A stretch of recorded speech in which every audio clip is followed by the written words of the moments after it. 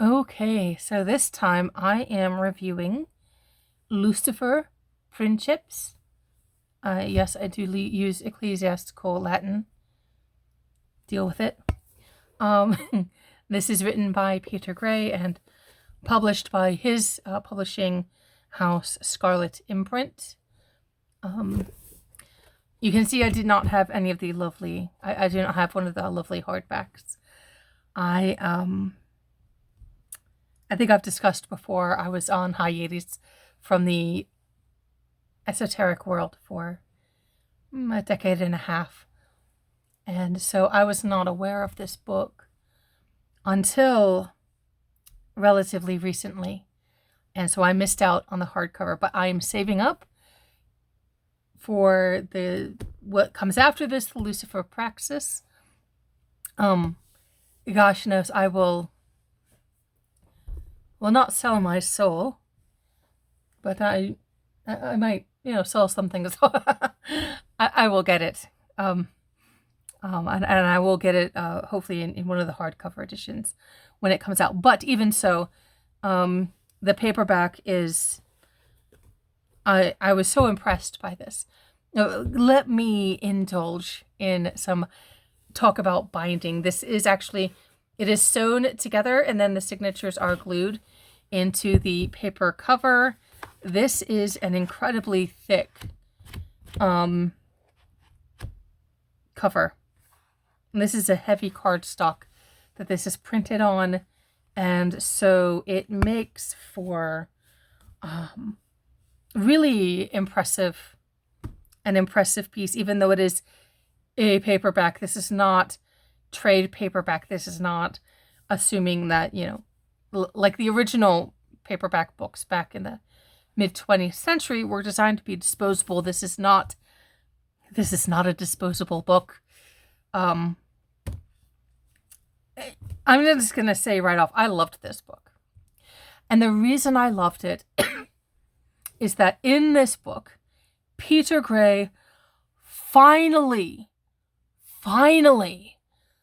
answers a question that I have had for at least 2 decades. When I've spoken about my decade and a half hiatus from esotericism and concurrent deep dive into super rad Orthodox Catholicism, part of what I was doing there was trying to figure out where the story of Lucifer comes from, at least from the Christian Catholic perspective.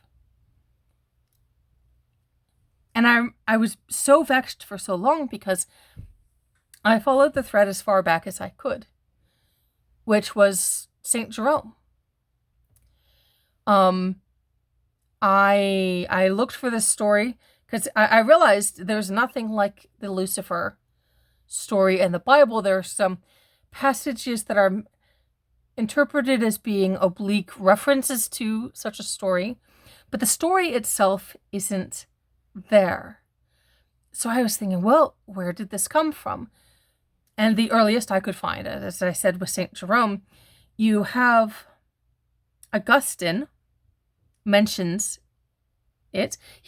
Augustine and Jerome were contemporaries, and even in the letters between Augustine and Jerome, Augustine is very clearly working on writing his book, The City of God.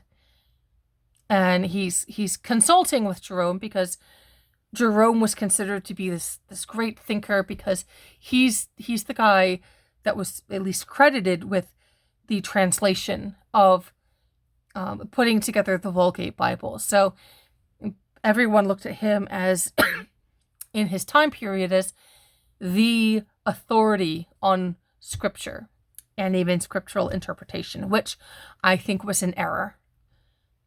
I have a beef with Jerome. I've not hidden this for various reasons. But what's interesting is that when Augustine is putting together the City of God, and he's writing these letters to Jerome, and sometimes we only have the letter from Augustine. We don't have the response to Jerome. And we think maybe because the letter itself had gotten lost or waylaid and Jerome never got it. Or if he did, we lost the response. And sometimes we have the response, but not the initial letter. But in this case, in the letter wherein Augustine has his question, because Augustine, like anyone who gives the Lucifer story any critical thought, especially from the Christian and Catholic perspective, you start running into some logical problems. Some problems, by which I mean problems of the logic of the story. Certain things start, not only do they not make sense, but they make less and less sense the more you think about them. And Augustine was running into the same problem. And so he writes to Jerome, and he has this oh gosh, a whole list of questions. And in the middle of these questions, he asks about, he's running into this problem with this story about the rebel angels and the fall of the angels. And Jerome, he does reply, and he replies to the questions before, and he replies to the questions after, and he just straight ignores the question about the fallen angels. And Augustine doesn't bring it up again. But at this point in their discussions, you can see where Augustine's starting to lose his patience. He's been civil and patient, but Jerome is really wearing on him, which is understandable because Jerome wears on everyone. To the point that even when you read his things online, if you read them from the Catholic Encyclopedia, they talk about how absolutely unfortunate it is that Jerome becomes the model for apologetics and exegesis for the centuries that follow. And they said this was really a tragedy because he's so abrasive and his attitude is so terrible, but he becomes the model. Anyway, that tangent aside. So I traced it back as far as Jerome.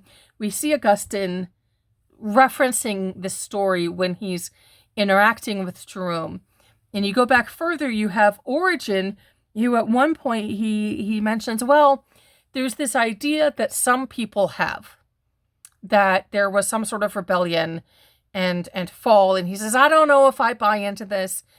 You know, it's just something that some people think. So it wasn't like an overwhelming, it wasn't a known doctrine or dogma at the time of Origen.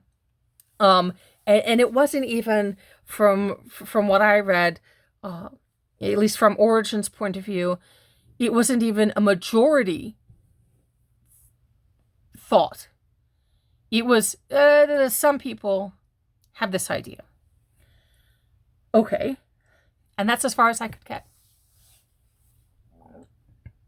What Peter Gray does here is he pulls the threads together. And he shows that really, yeah, the Lucifer story as we know it does not exist. Really. It does not come together until about the time period of Jerome and then after. So this is, lovely, lovely bookmark, which I did use when reading this. So in our, let me see if I can, here we go. Here's our table of contents.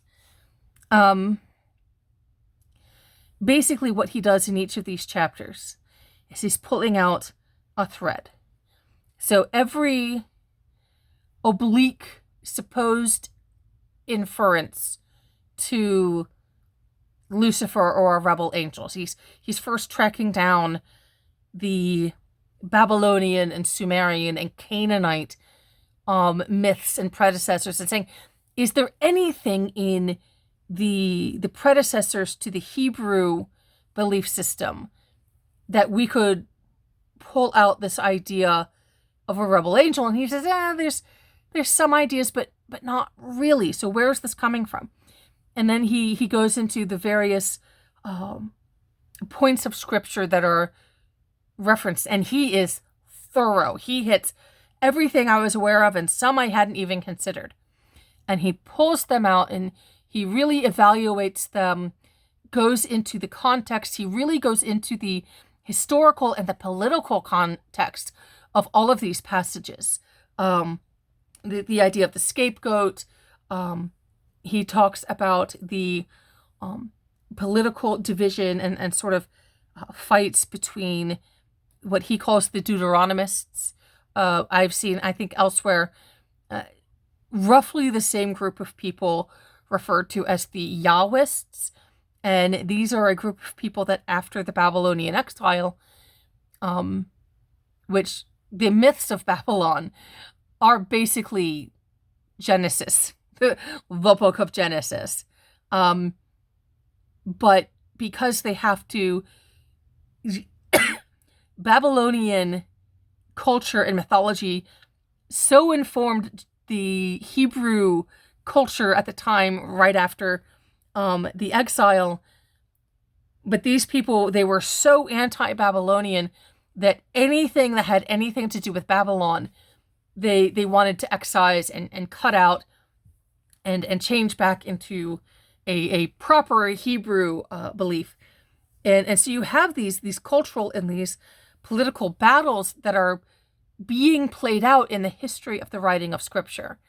And these things are alluded to in Scripture, but then all of these centuries later, people lose that context. They don't understand what was going on at the time, and so they say, oh, this prophet talking about this, everything is theological. Everything a prophet says is of theological import and understanding. And Peter Gray really goes in and he's like, yeah, I mean, sure, but there's also these political elements where he was making a political point. He was, one of the things English, it's so difficult. The Deuteronomists, I think I got that right. They are very anti-king. They're very pro theocracy. They do not want a king because the priests should be in charge. They should be running everything. And so there's a lot of language against kingship. And a lot of that language then, a lot of those passages where Isaiah is actually satirizing some of the long existent rights of kingship. He's actually he's roasting the king. He's roasting the idea of the king. But then centuries later, when you lose that context, this now becomes a key to establishing the myth of Lucifer. So this book, these chapters, really, really good at going into every single thread that is drawn together after Christ to create the Lucifer. That you have this incipient, it's starting to happen around the time of Jesus, but it really doesn't happen until right around just after Origin, and then right around that time period, late Origin, Jerome, Augustine. That's when it all comes together. And then Jerome seals it when he says, when he reads into that notable passage about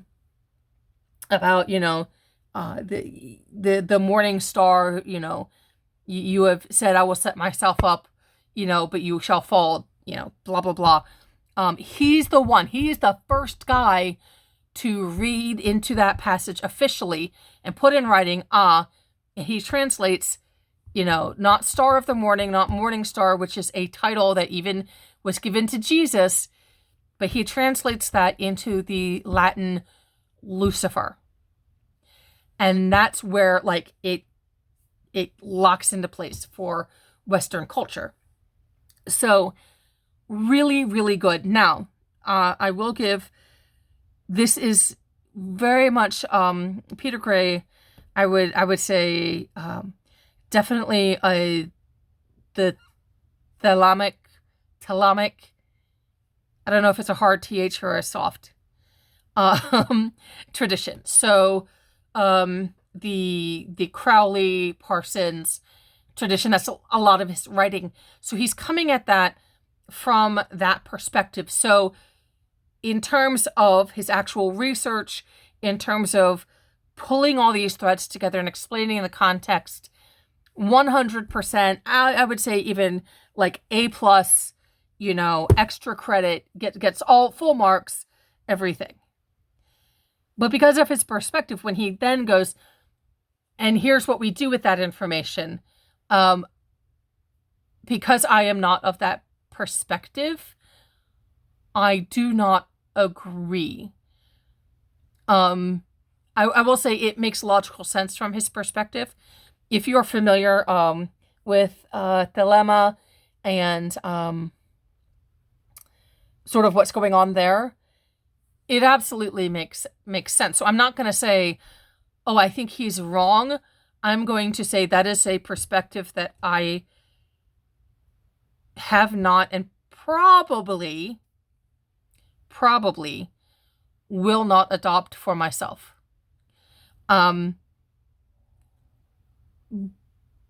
But in terms of his own perspective, I see nothing.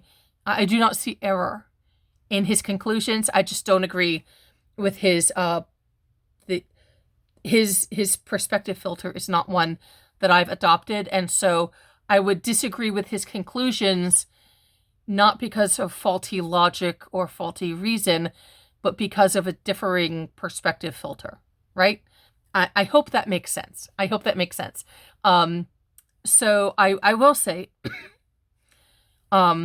very well organized. Oh, you're going to hear me lament or praise this in other books. I love a very well organized book.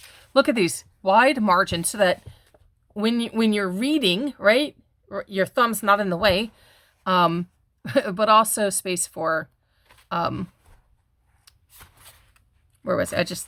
Notes, right? Because I am someone who, not always, but sometimes I will take notes in books, but always in pencil, never in ink. And I didn't put many books in here, but many notes in here. But I did put some. So this is, if you are a practicing occultist or esotericist, he does give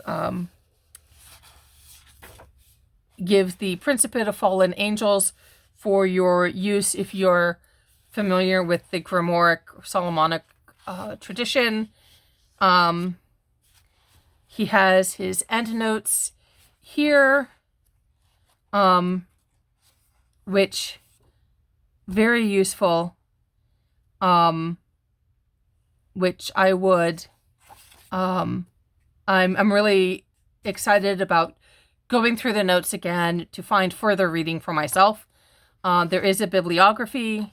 There is also back here an index. Thank you.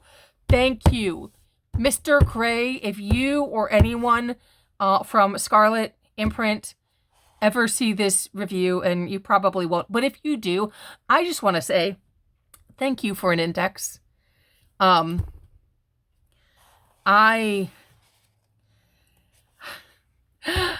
It's so important for me to be able to find information and to have information sortable and findable. And maybe that's like my not formally diagnosed ADHD.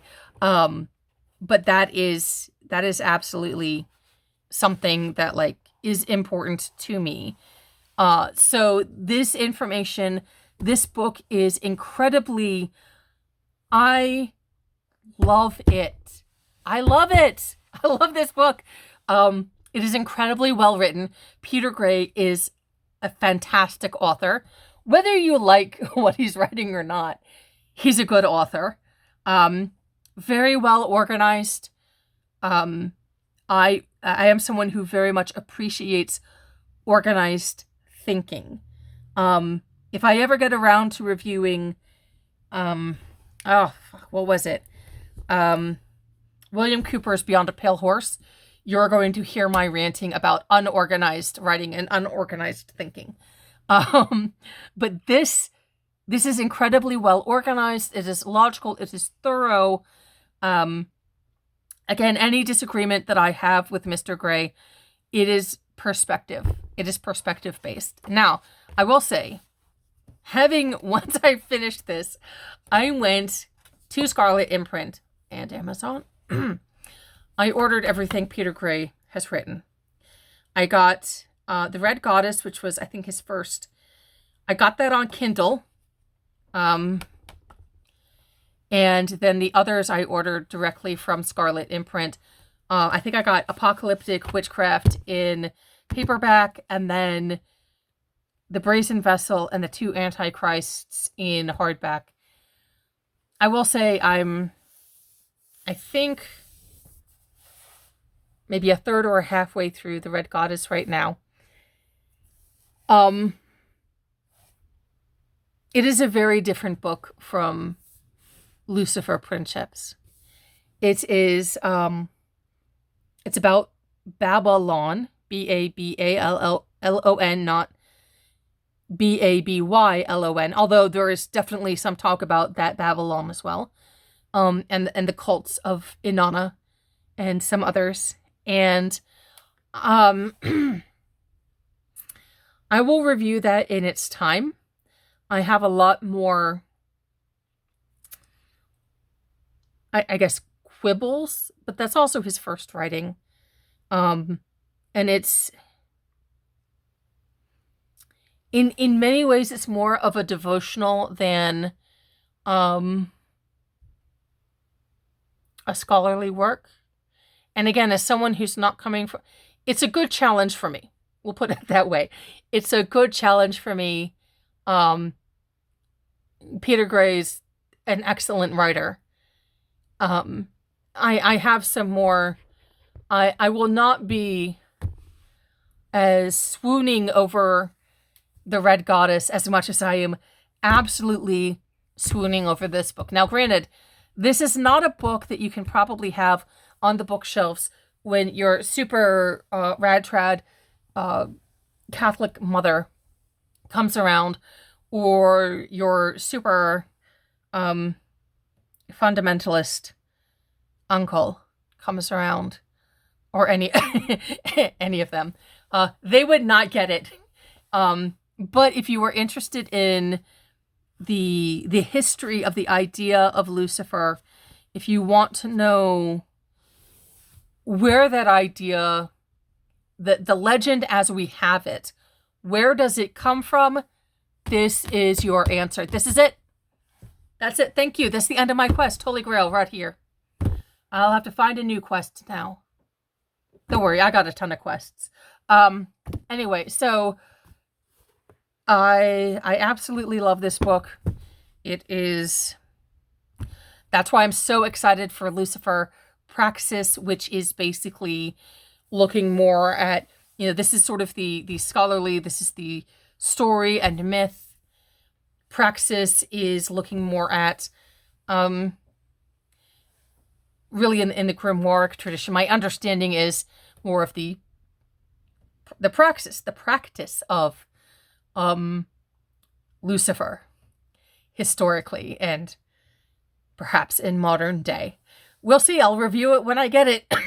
And it is due to be released in 2022. So that is exciting.